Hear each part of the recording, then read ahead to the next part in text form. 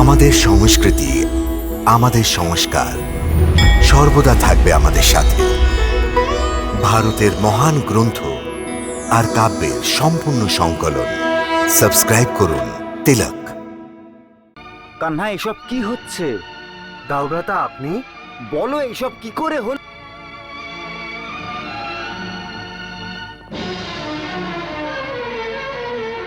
আমার ভাইপোর রক্ষার জন্য তুমি বেপরোয়া হয়ে আছো, আর তুমি রুক্মিণী, তুমিও কি প্রদ্যুমের খেয়াল রাখতে পারছো না? দাওভ্রাতা, কি দাও ভ্রাতা? ওই দুষ্টু রাক্ষস এখানে পৌঁছাবার সাহস কি করে পেল? আসলে আমরা ঘুমিয়েছিলাম আর ঘুমিয়েছিলে? ঘুমিয়ে থাকার মানে তো এই নয় নিজের পুত্রকে ভুলে গিয়ে ঘুমোবে।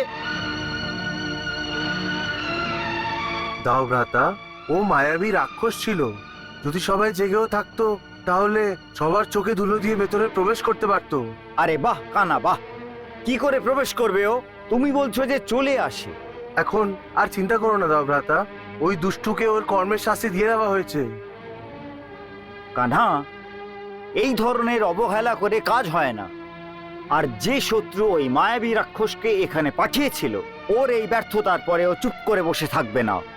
অবশ্যই ও প্রদ্যুমকে আবার হরণ করার চেষ্টা করবে কানহা।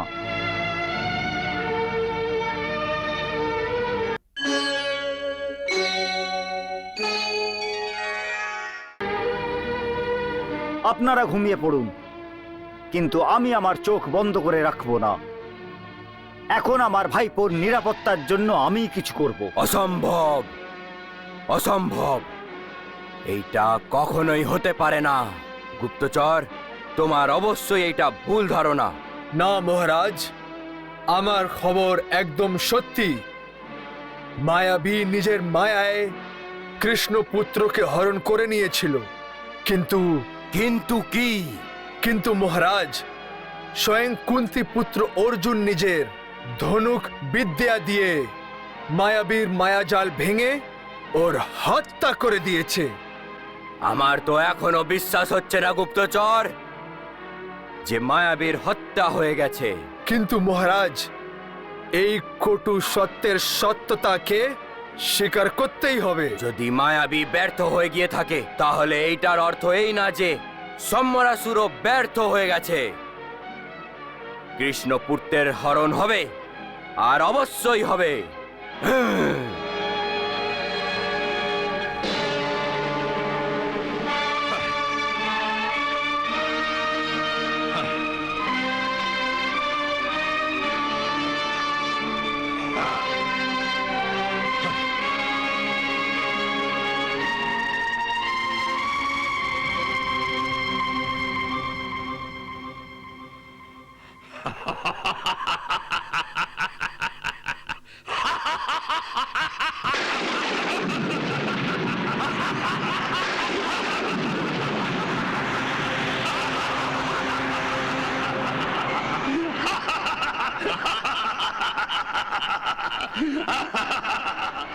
মহারাজ, সমরাসুরের জয় হোক।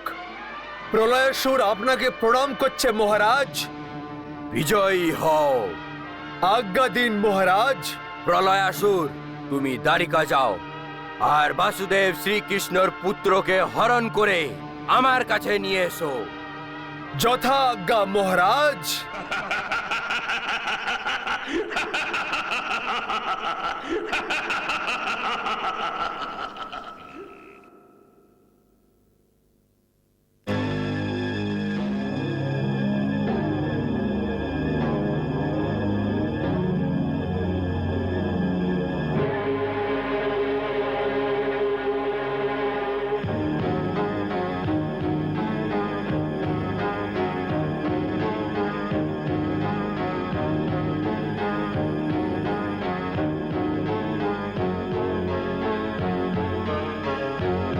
এখন সতর্ক থাকবে।